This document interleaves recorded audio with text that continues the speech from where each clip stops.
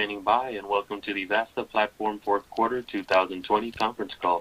At this time, all participants are in a listen-only mode. After the speaker presentation, there will be a question-and-answer session. To ask a question during the session, you'll need to press star 1 on your telephone. Please be advised that today's conference may be recorded. If you require any further assistance, please press star 0. I would now like to hand the conference over to your speaker today, Bruno Giardino, Investor Relations Manager. Please go ahead. Good morning, everyone, and thank you for joining me in this conference call to discuss Vasta Platform's fourth quarter 2020 results. With me on the call today, we have Mario Ghio, Vasta CEO, Clovis Poggetti, our CFO, and Guilherme Mélega, Vasta COO. During today's presentation, our executives will make forward-looking statements. Forward-looking statements generally relate to future events or future financial or operating performance and involve known and unknown risks, uncertainties, and other factors that may cause our actual results to differ materially from those contemplated by these forward-looking statements.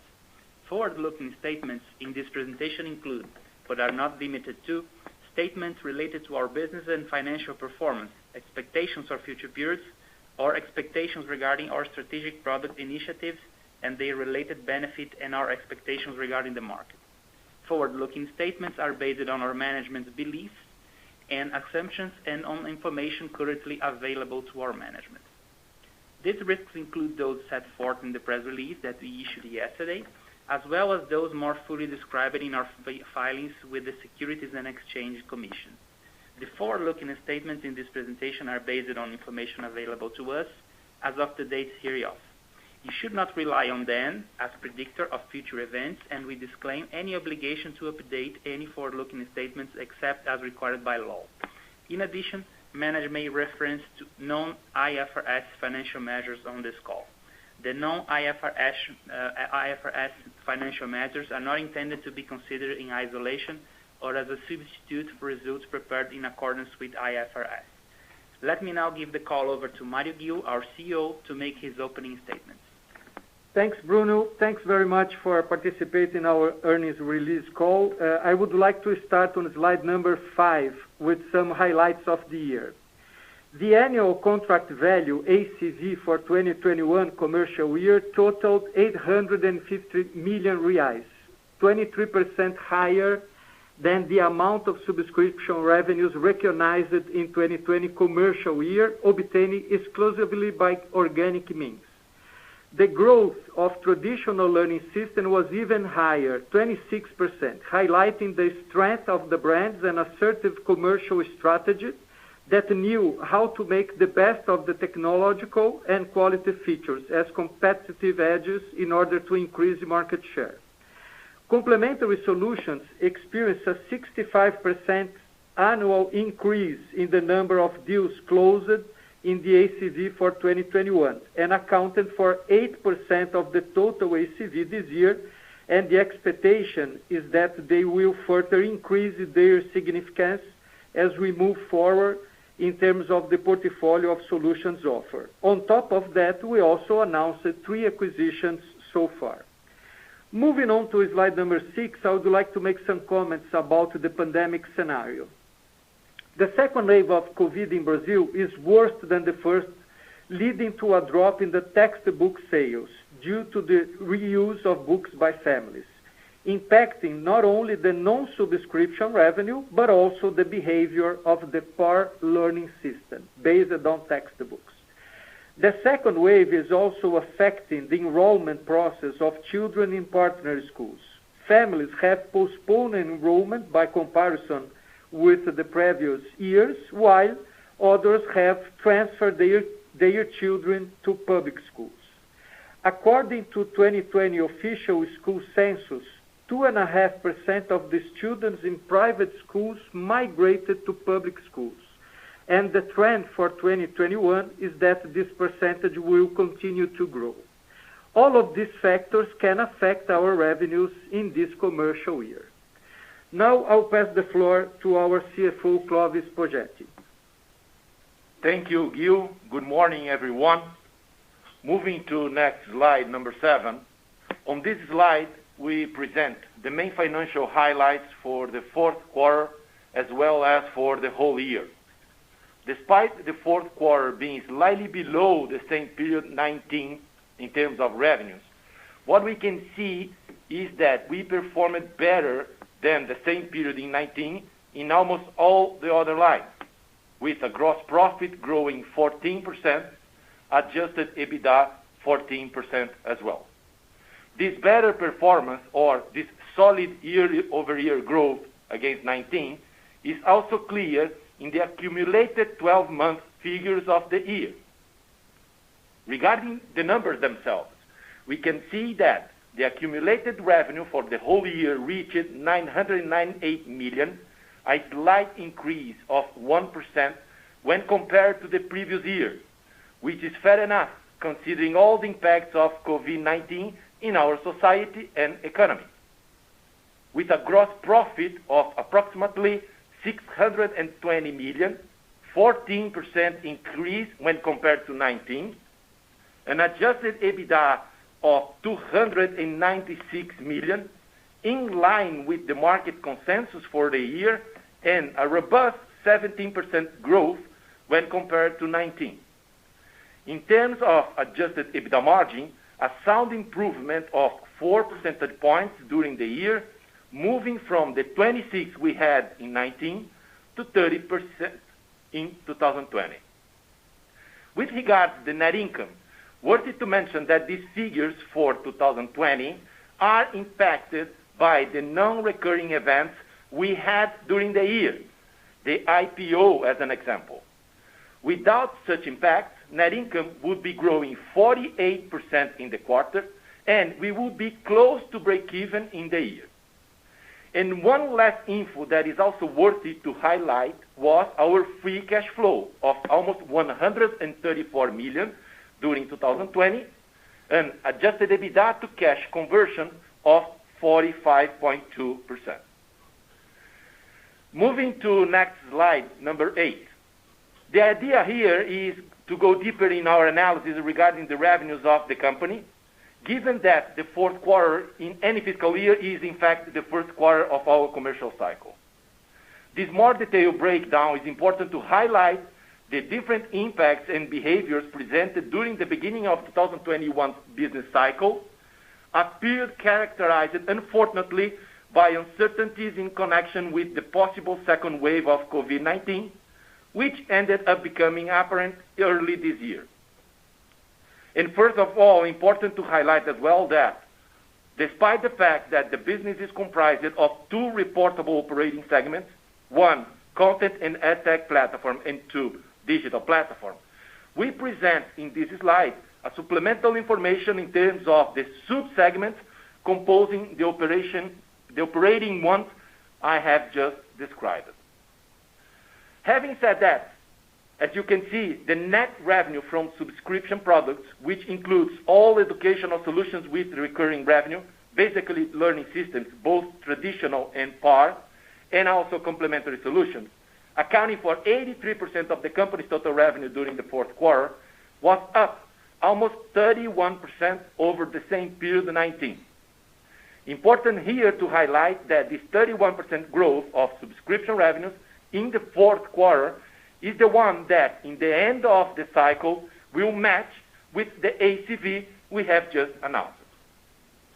In turn, it should be noted that while the subscription revenue has shown a solid growth this fourth quarter, revenue from the non-subscription business was down 59% by comparison with the same period last year, which is why the total net revenue decreased by 5.3% compared to the fourth quarter 19.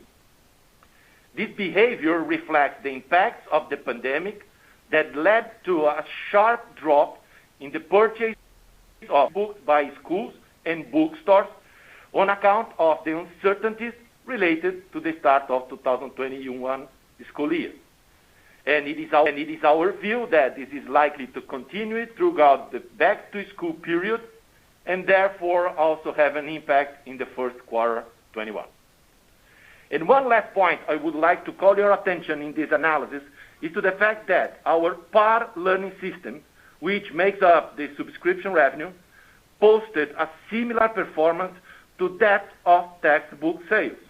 In other words, it was negatively affected by the current circumstances and by a higher volume of reutilization observed in the period. On the other hand, when we analyze the traditional learning system, we'll see that the performance of this subsegment was even stronger, with revenues growing close to 60% in the quarter. In summary, we are not immune to the effects of the pandemic, but the effects are quite different depending on the product and subsegment being analyzed. For example, regarding the ones driven by textbooks, which means the non-subscription part of the business, as well as the PAR learning system, the impacts are more severe because of the reutilization, as I just mentioned. On the other hand, regarding the ones related to traditional learning systems, as well as complementary solutions, the ones with higher margins worthy to mention, the impacts are not so severe, which means our business has demonstrated certain resilience. Moving to slide 9, this one is an old acquaintance of us, and its purpose is just to reinforce messages that we convey in the last 2 calls regarding our results, that despite the different seasonality that we have between the quarters of the year, with a strong recognition of results more concentrated in the fourth and in the first quarter, the result recognition curve in 2020 was very similar to the one in 2019. This time, we are presenting the curves for revenues and adjusted EBITDA for the subscription part of the business. As you can see, we had an even greater recognition of revenues in the fourth quarter 2020 when compared to the same period of the previous year, with 2020 being 4 percentage points above the level presented in 2019. As a consequence of anticipation of part of the sales of subscription products due to the uncertainties related to the pandemic in the beginning of 2021 academic year. This means that many schools have anticipated their orders, which should negatively impact the results for the first quarter this year. On top of that, investors should also consider a gap in the ACV realization higher than the 3% we had in our last commercial cycle. Having said that, I would like to yield the floor to Melega to continue with the presentation. Melega, please. Thank you, Clovis. Now moving on to slide 11, we present here 3 growth cycles that will guarantee a healthy and sustainable performance for the coming years. The first step is to increase the student base both organically and through acquisitions. The second growth cycle will come from the increase in the penetration of complementary solutions that have already experienced a 65% annual increase in the volume of contracts closed in the 2021 ACV. Finally, the third cycle will come from growth through new technologies and digital transformation.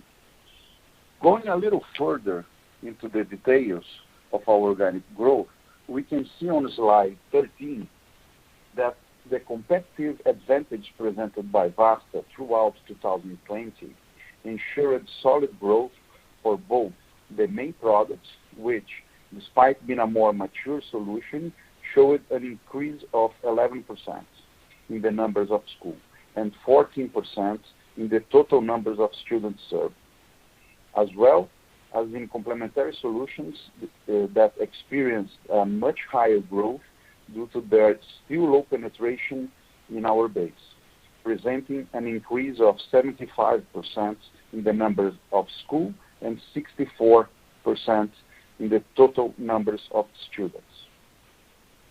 This solid growth in the number of new students and cross-selling sales were not only levers that guaranteed the strong growth in ACV, as you can see on slide 14. In addition, we had Plural operating as an essential and transformative tool for schools to continue their academic activities during the pandemic, serving as both an important catalyst for attracting new clients to our base and also an important retention agent, as Vasta posted one of the highest contract renewal rates ever recorded in its history. The combination of all these factors resulted in 23% ACV growth over 2020 subscription revenues. Now, on slide 15, we brought an additional way to analyze the commercial cycle by showing the breakdown of the ACV and the relevance of traditional learning systems for our operation. On the left-hand side, we can see that 75% of the ACV is made up of traditional learning systems, while complementary solutions accounted for 8% and PAR for 17%. In the graph on the right, we can see the annual growth rates in this last commercial cycle.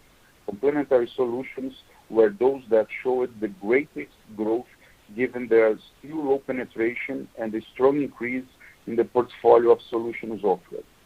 In turn, traditional learning systems, while being much more mature solutions, showed a growth of 26% year over year, highlighting the competitive differentials shown by Vasta during the pandemic.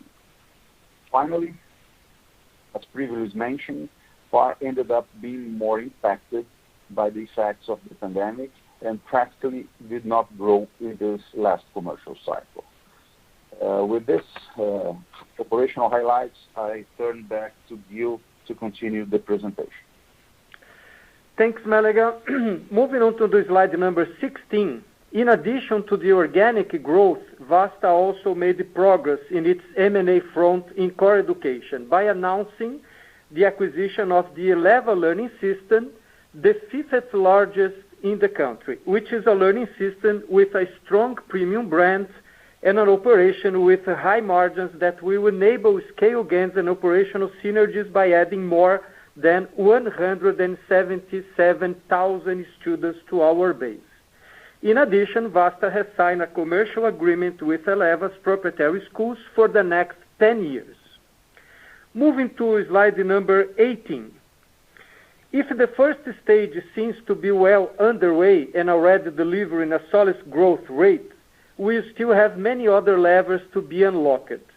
In this sense, we want to take this opportunity to present a new way of exploring our platform with new solutions that we started to operate as of this year. The main news for the next commercial cycle includes the incorporation of all the features offered in the Plural store plus the Plural's private class platform. Somos Integra in the digital front and many other opportunities and solutions that are being developed, such as edutainment. On slide 19, we have the Plural store that has already presented in the last conference call and is a platform with 100% digital services that are very affordable to families. But the biggest news here is the launch of the beta version of Plural's private class platform.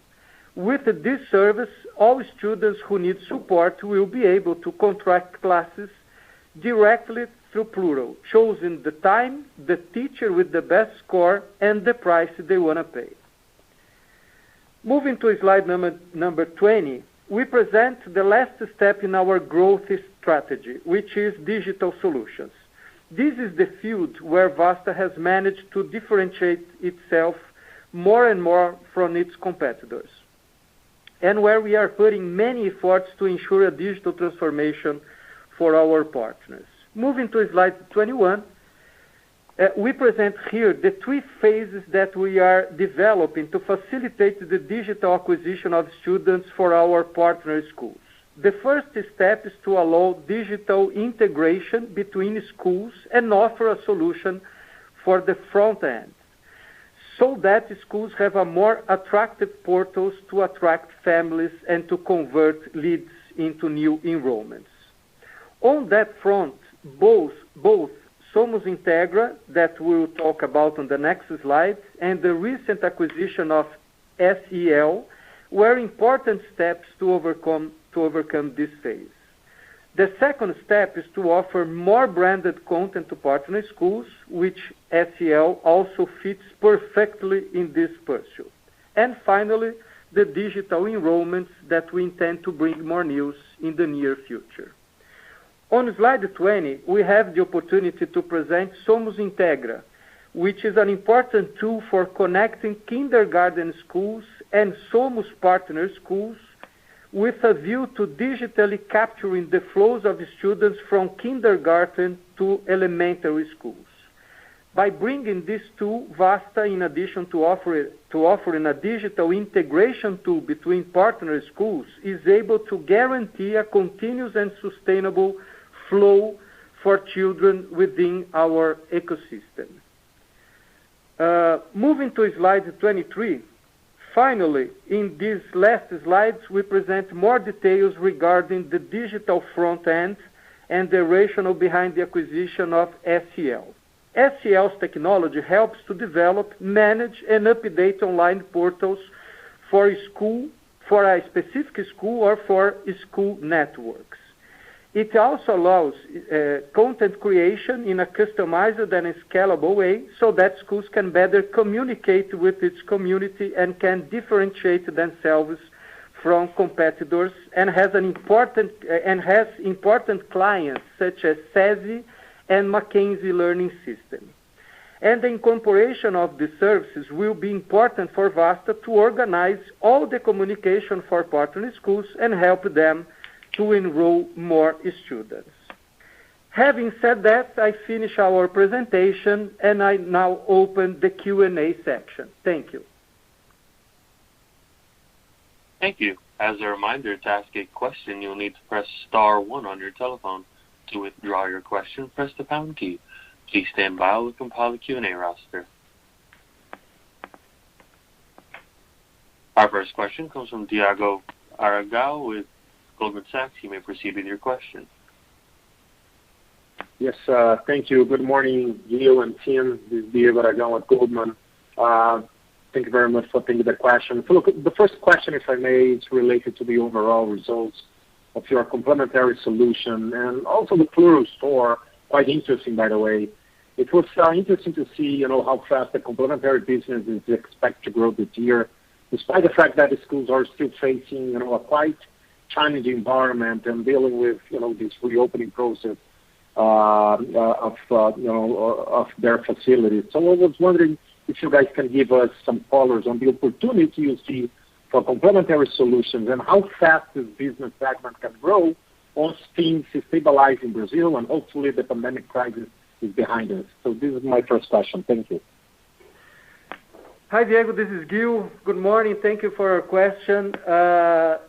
Actually, Diego, in the middle of the last year, we were very concerned about the behavior of complementary solution in the midst of a pandemic. But then we realized that if we could offer digital solutions, 100% digital solutions, because in a digital solution, doesn't matter if the school is open, if the school is hybrid, or if the school is closed, right? So realizing that, we started to develop the plural store concept, right? So the best way to understand how we are dealing with this tough moment is offering plural store, 100% digital content for proprietary or third-party contents, right? And they are also very affordable if compared to many other solutions in the market, right? So that was super important to the ACV building for this year, but important to comment that all the revenues that we are going to come from plural store, plural my teacher, and so on, they are not included in the ACV. We are only considering ACV, the stack of the contract signed by the schools. Regarding to the second part of your question, Diego, we are considering that in the second semester we can see, or we are expecting to see, schools and families coming to the normal, to a more traditional education, to a more traditional school year. That's what we are expecting. In our case, I guess the worst is behind. All the factors we had, especially in the textbooks, in the non-subscription part of the business, and also in par, they are only occurring in the fourth quarter of any given year and the first quarter of the following year, right? So the worst part of this year is behind, and we are expecting to see everything coming to normal in the second semester. Okay? Okay, Gil. Thank you for that. Quite helpful. So look, my second question is related to the current stock, price and liquidity. Are you concerned about these two things? And if so, what are the options that you and the company are analyzing to eventually address? What is also a growing investment concern? Thank you. Yes, Diego. Likewise, we are also concerned with that, and we are studying and analyzing all the solutions we can have for this problem. And in the near future, we can choose one of the options we have, and we'll keep everybody posted about it. Okay, Gil. Thank you.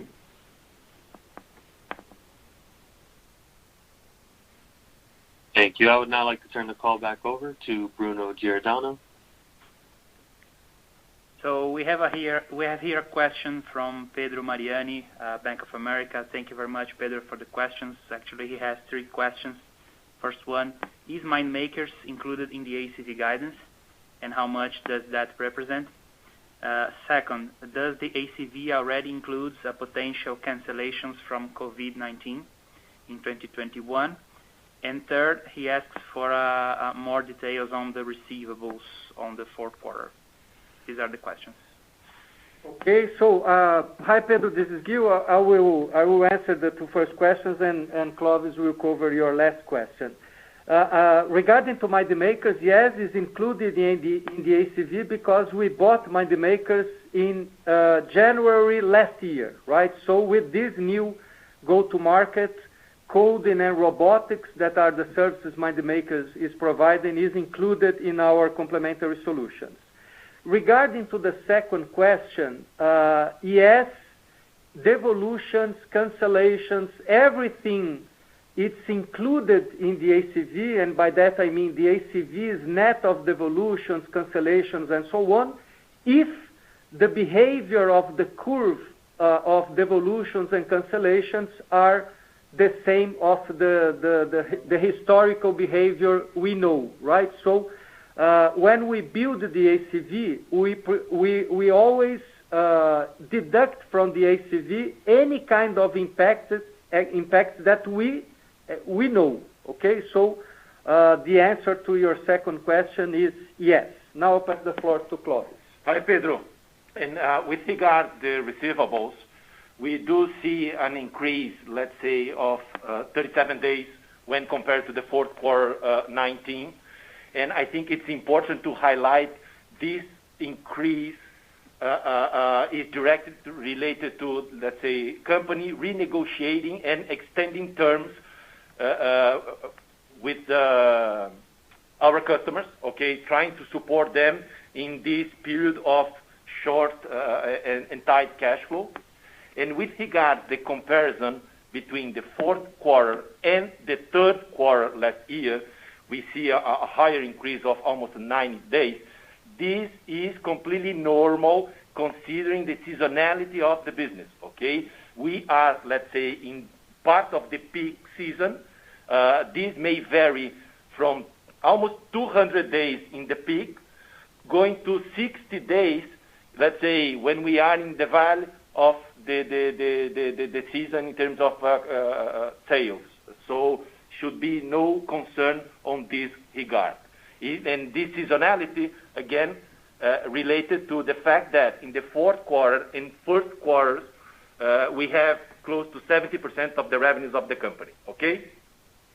Yes, maybe I could just add, Pedro, that in a certain moment last year, we had the opportunity or to offer a discount to our clients, facing more problems, or to give them more oxygen, more working capital to pass through the pandemic. So we decided not to offer discounts. We decided to offer more time for paying their debts with us, and we believe that was the best way to deal with the situation.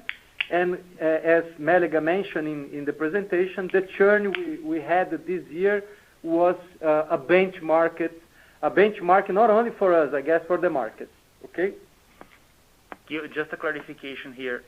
In the ACV, we include returns and cancellations for as if it was a normal year, right? What is regarding COVID is out of the ACV. We are yeah. If right? COVID brings impacts that are different from the previous year, that will impact not the ACV, but the recognition of revenues coming from the ACV. Perfect.